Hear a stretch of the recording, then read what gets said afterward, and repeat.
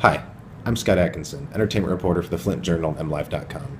Recently, I've been writing a lot of stories about Santa Claus, specifically a fiberglass Santa Claus display that's been making headlines for some of his recent adventures, the most recent of which is a trip to Boston where he'll be used as a movie prop alongside some pretty big Hollywood stars.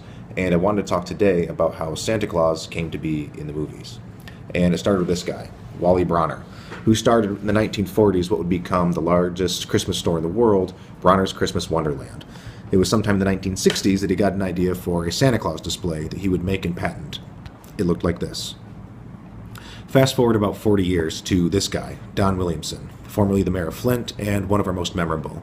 He's the mayor who was known for driving something very much like a cop car all over town and using some choice phrases like calling the Flint City Council about as valuable as puke on a brand new carpet. Well, he was and still is married to this woman, Patsy Lou Williamson, who, when she's not running a car dealership, likes to decorate. And when she got to Flint City Hall, she found it, well, a little lacking in the decorations department, especially around the holidays. So she went to Bronner's. She got some signs, some lights, and yes, you guessed it, Santa Claus. That was in 2003, and every year the city's workers would hoist Santa Claus up onto the roof, or what became a pretty short-lived tradition. So fast forward to 2013. Flint's government isn't in great shape and is under the control of emergency manager Ed Kurtz.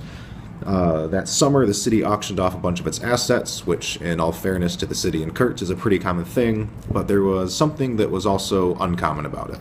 Santa was up for auction.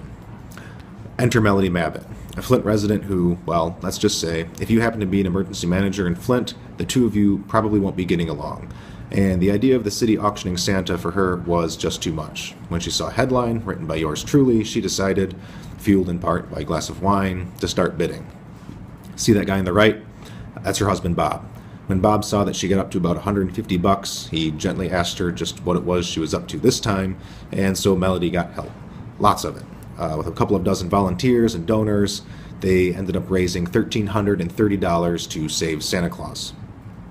Since then, Santa has become something of a symbol for the city, for democracy, or hope, or just the weirdness that only Flint can inspire. For Matt, it's about hope and democracy. She's taken Santa and her band of elves to protest the moving of the Flint Farmers Market and to raise some money for some other local causes. But since then, mostly Santa has sat in a warehouse. But in 2015, she got a phone call from these guys, 20th Century Fox. They're shooting a movie called Joy in Boston, and it's got some pretty big names. Robert De Niro, Bradley Cooper, Jennifer Lawrence. But they needed someone else in their movie. They needed Santa Claus. So Mabbitt gets a call out of the blue and hashes out a deal with 20th Century Fox to rent Santa Claus for $500 to be used in the movie. For the record, that $500 is going to be donated. Well, it turns out Santa is kind of heavy and hard to ship, but not for this woman, Roxanne Adair, Flint resident, also best known as Flint's most famous urban farmer. She and her mother love, among other things, road trips, and so they pack up Santa, get in the car, and start heading for Boston. It was a cold trip, but they took their time, taking Santa to see the sights along the way, including Niagara Falls and one of the world's largest beaver statues. Here's a closer look. As you can see, it's a big beaver statue. And about 16 hours leaving and a few more sights on the road, they made it, and Santa is currently waiting and ready for his close-up. Santa will be there for about a month, and then he'll be making his way back to Flint. What's next? Who knows? Check back to mlive.com/Flint for updates on the long saga of Flint's own Santa Claus.